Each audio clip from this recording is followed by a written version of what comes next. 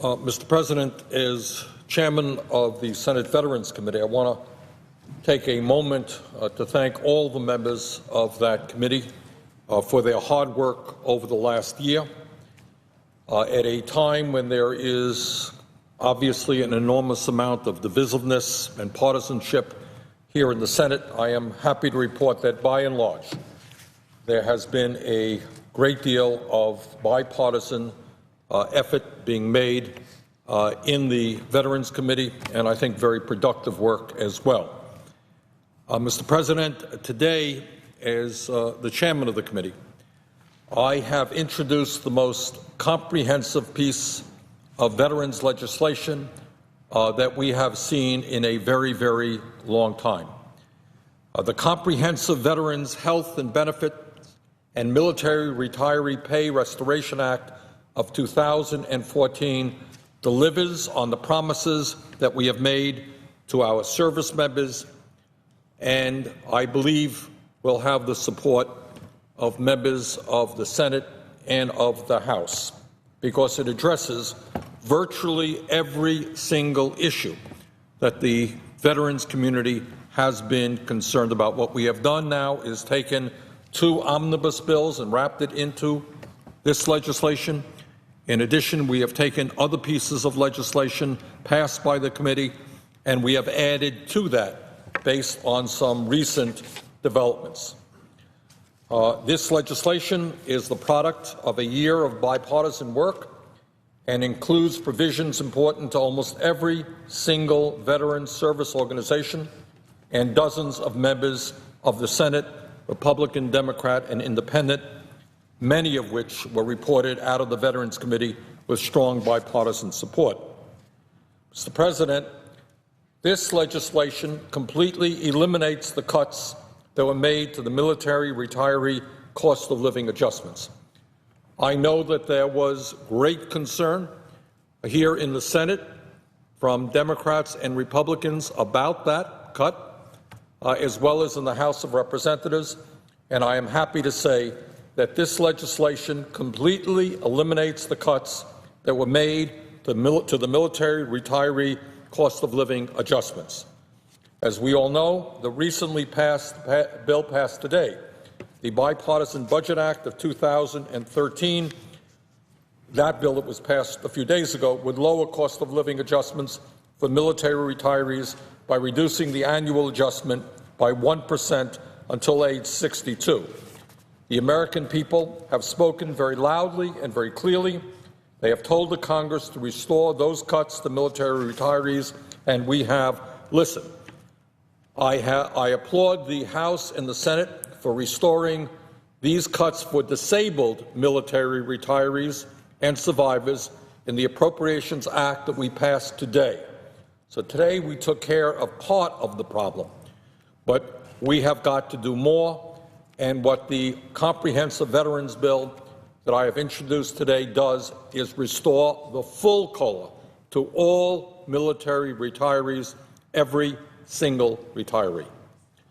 This bill restores these COLAs and does much, much more. And I would like to take a moment, Mr. President, to highlight some of the key provisions of this comprehensive piece of legislation.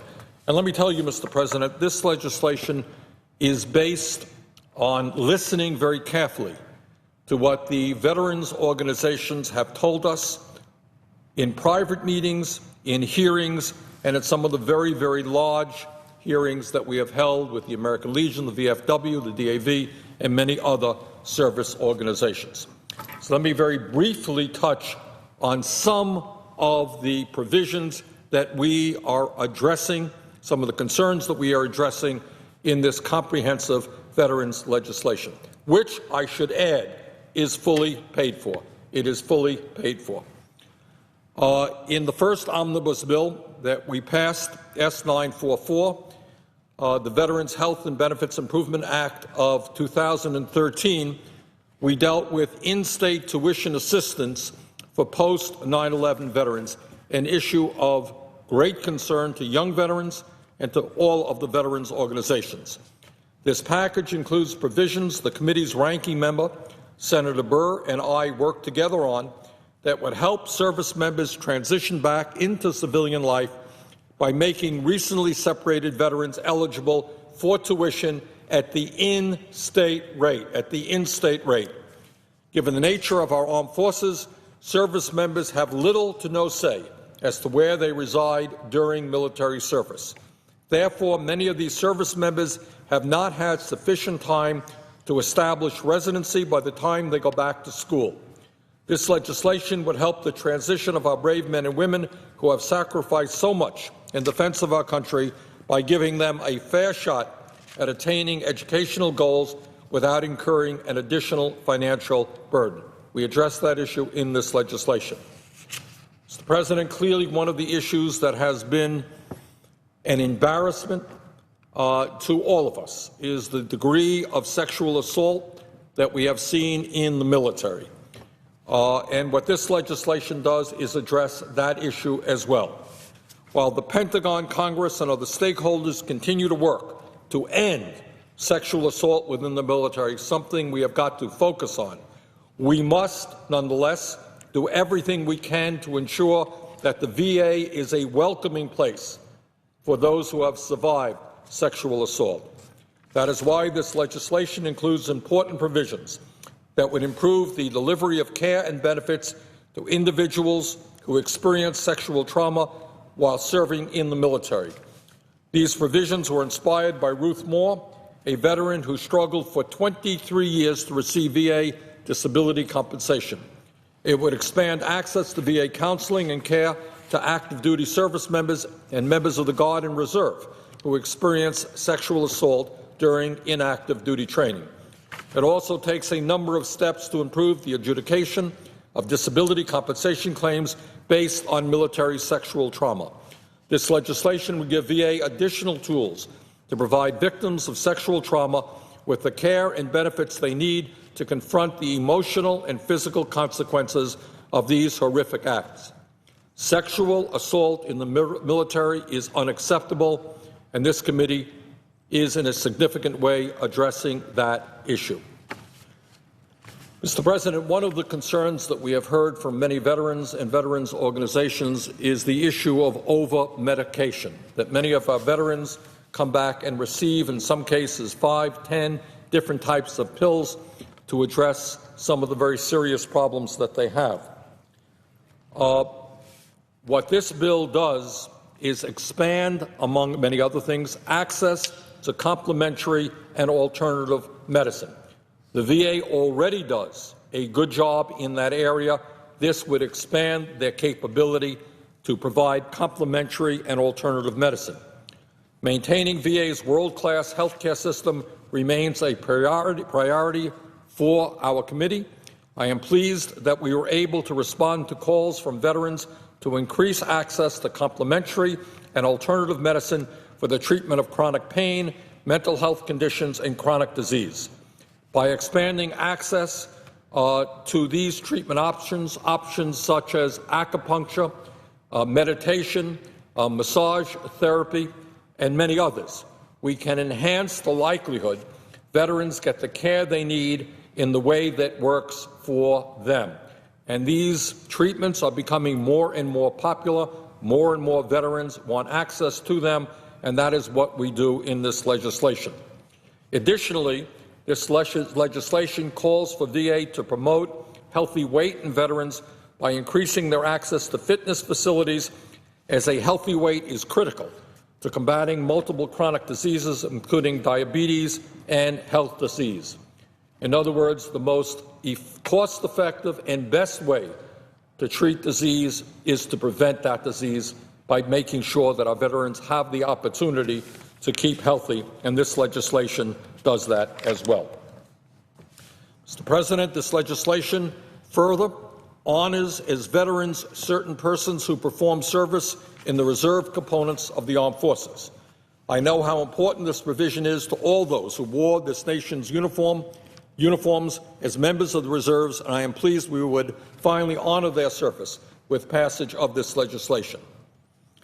This legislation also expands benefits for surviving spouses.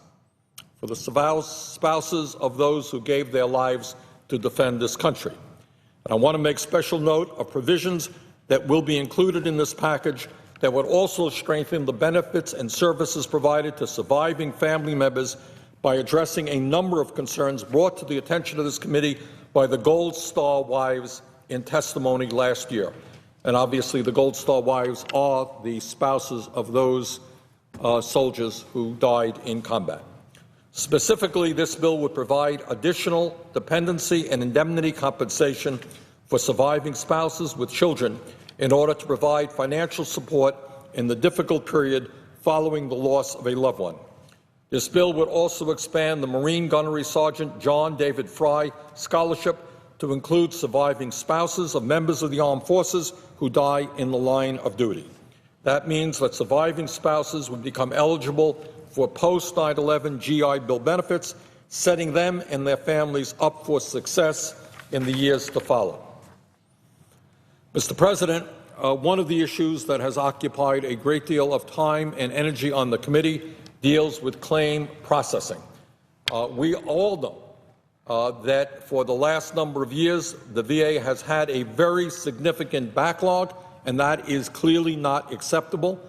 When a veteran brings forth a claim, that claim should be processed in a reasonable period of time with a reasonable degree of accuracy. We are all too well familiar with the challenges of the claims backlog. I am very pleased to see that the VA is making significant progress on this complex issue. They are going from paper to digital. That is a huge process, and as a result, the backlog is declining. That is good news, but we have got to do more.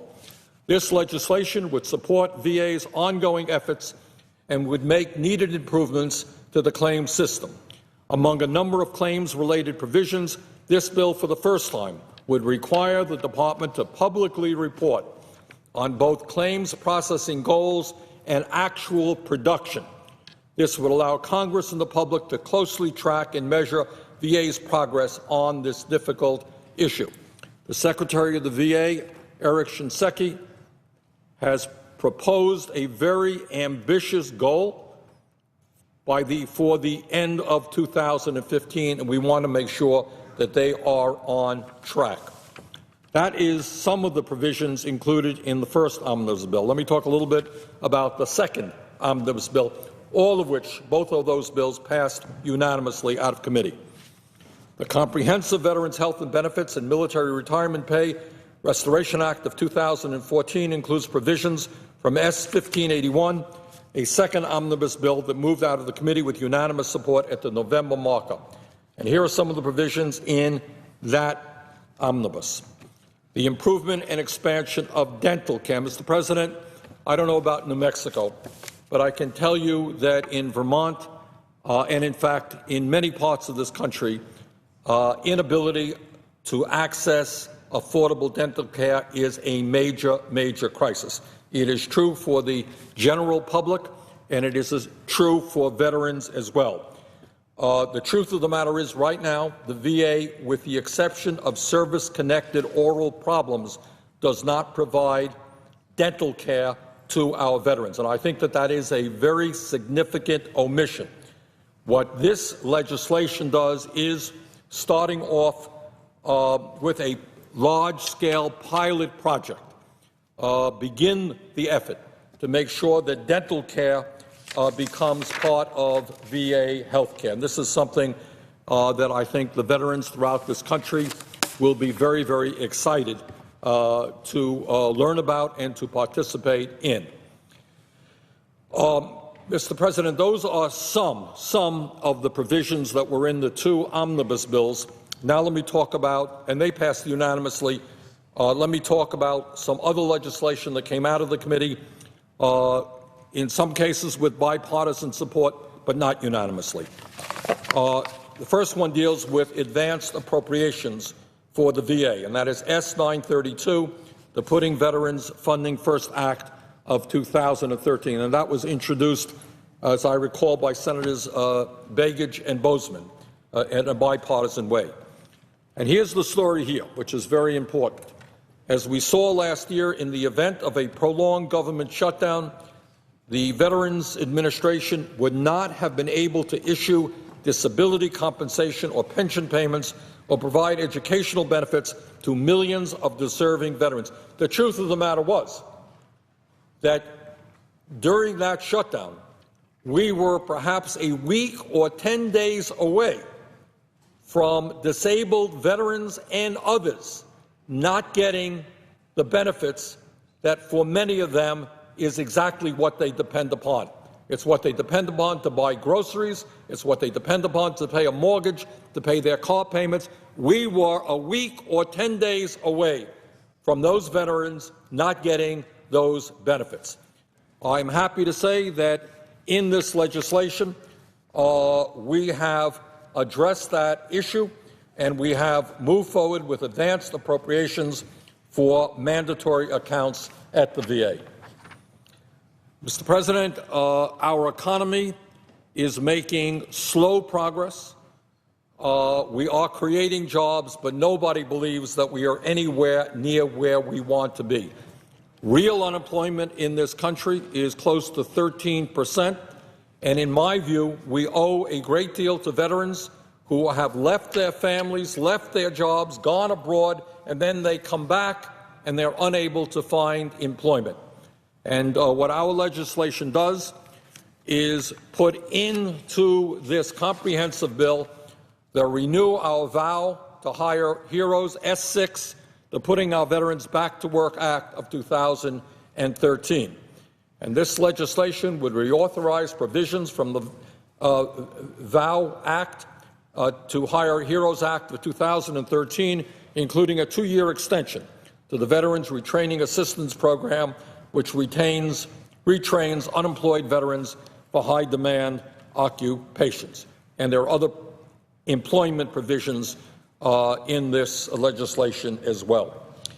Mr. President, several years ago, under the leadership of our colleague Patty Murray, who was my predecessor as chair of the Veterans Committee, we proudly passed the Caregivers Act. And the Caregivers Act was a very important piece of legislation which said to families who are taking care of disabled veterans, we understand that what you're doing is very, very difficult, and we're going to give you some assistance.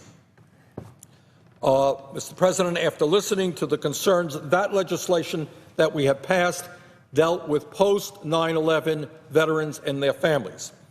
But after listening to the concerns of pre-9/11 veterans and their family members, I introduced S-851, the Caregivers Expansion and Improvement Act of 2013, to extend eligibility for the caregivers programs to veterans' families of all eras, all eras. So we took this program, which is working well, and we said we are going to pay attention to the needs of all families who are taking care of men and women who put their lives on the line to defend us and have become disabled. And that is in this legislation as well. Mr. President, also in this legislation is language which will extend eligibility to enroll in VA health care, and that was S-1604. We all know that early diagnosis of health care conditions is critically important. Under current law, recently separated veterans have 5 years of free health care from VA, 5 years. This legislation would extend the period of time these individuals, including members of the active component, National Guard, and reserves, they will be eligible to enroll in VA healthcare system to 10 years post-deployment. So we go from 5 years to 10 years. This benefit has been incredibly helpful to our most recent generation of service members, and extending the enrollment period would allow more individuals to take advantage of VA's high-quality, cost-effective health care system, including important access to mental health care services. Additionally, this legislation simplifies the process for determining eligibility for enrollment in VA health care for lower-income veterans. Currently, VA uses an extremely complex calculation of geographic income thresholds that vary from county to county. You can have one veteran in one county in Vermont, another person living a mile away. One is eligible for VA health care because of his or her income. Another person with the same income is not eligible. My legislation establishes one income threshold per state, simplifies the process, and will enable more veterans to be eligible for VA health care. Mr. President, this legislation, and I'm wrapping up now, this legislation also includes S-131, the Women's, Veterans, and Other Health Care Improvements Act of 2013. With the widespread use of improvised explosive devices throughout Iraq and Afghanistan, both female and male service members have found themselves at increased risk for spinal cord, reproductive, and urinary tract injury. Many of these veterans dream one day of starting a family, but their injuries prevent them from conceiving. This legislation would help them fulfill their dreams. Now, Mr. President, as I mentioned earlier, we have three more important provisions I want to briefly touch upon, and that is, once again, the restoration of full COLA for all military retirees. In an effort to address concerns regarding the cost of living adjustments for all military retirees, this bill would reaffirm the commitment Congress has made to our service members and veterans by ensuring consistent and appropriate funding for military retirees and veterans. This very, very important provision is in this legislation. Furthermore, there has been a concern that many CBOCs, community-based outreach clinics, that have been planned all over this country have been unable to be built for a variety of technical reasons. We address that issue as well.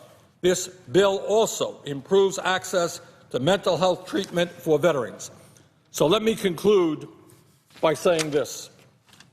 We give a lot of speeches about the respect that we have for the men and women who have put their lives on the line to defend this country. And they have come forward to the Veterans Committee and they have said, we have concerns. We have concerns about health care. We have concerns about how quickly the benefits that we apply for come to us. They have been very loud and clear in saying, and we agree with them, that it is unacceptable that pensions promised to veterans have been cut. And there have been many, many other issues dealing with employment, dealing with education. What this bill does in a comprehensive way is to say to the veterans of this country, the millions and millions of people who have given so much to us, is that we hear your concerns. We hear your concerns, and we are going to address your concerns. I want to take this moment to thank the Majority Leader who is here, Senator Reid, who has been very, very not only supportive of veterans in general, but supportive of this effort to make sure that we keep our promises to the veterans of this country. So that bill has been introduced. My hope is that we can get it to the floor as soon as possible, and I hope very much, Mr. President, that in a partisan climate, that on this issue of keeping our promises to the men and women who have put their lives on the line to defend this country, that we can come together as a Senate and come together as a House and have the President sign this bill, which will mean so much to so many. And with that, Mr. President, I would yield the floor.